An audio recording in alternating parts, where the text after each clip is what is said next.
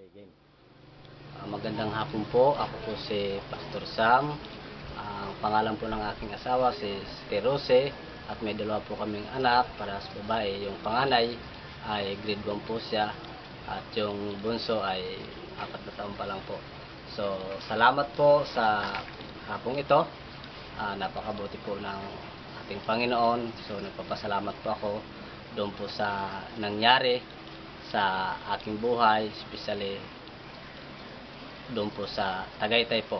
Talagang nabis po ako ng grabe doon po sa ginagawa ni Lord sa aking buhay kasi po the time po nung wala pa yung encounter po doon sa Tagaytay, medyo nakakaranas po ako ng panghihina spiritual doon po sa Tagaytay.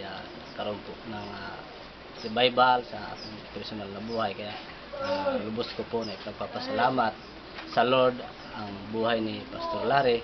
Ginamit siya para muling ma-restore, magkaroon po ng pag-alab sa aking buhay, ang paglilingkod sa Panginoon. So ngayon po ginagawa ko po Panginoon yung naranasan ko po doon sa Tagaytay, doon po sa ministry po doon sa San Pascual, Bacon. So napakaganda rin po ang ginagawa ni Lord doon kasi po nai-impart po natin yung naranasan ko po doon sa Tagaytay.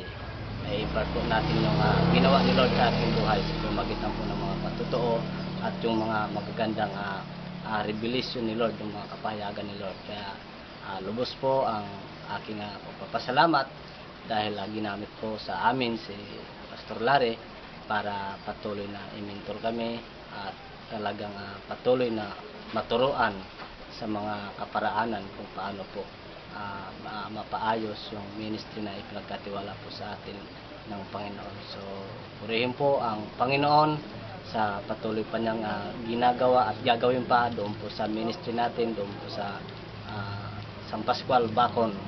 So, glory to God kasi kahit every Saturday lang po kami nakakarating doon yung misis sa gawain kasi po napakalayo po ng lugar doon po sa bahay namin, kaya every Saturday lang po kami pumupunta doon. Kaya nagpapasalamat din po kami sa Diyos kasi kahit ganun lang po yung time namin sa Bible study natin doon, ang Diyos po ay may ginagawa sa kanilang buhay at nakikita ko po yung talagang pagbabago sa buhay nila. Kaya glory to God kasi yun nga po, hindi po namin makakalimutan yung binahagi sa amin ni Pastor Larry doon po sa Tagaytay.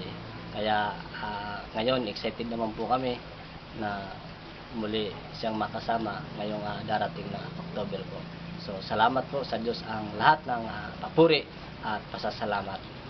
God bless.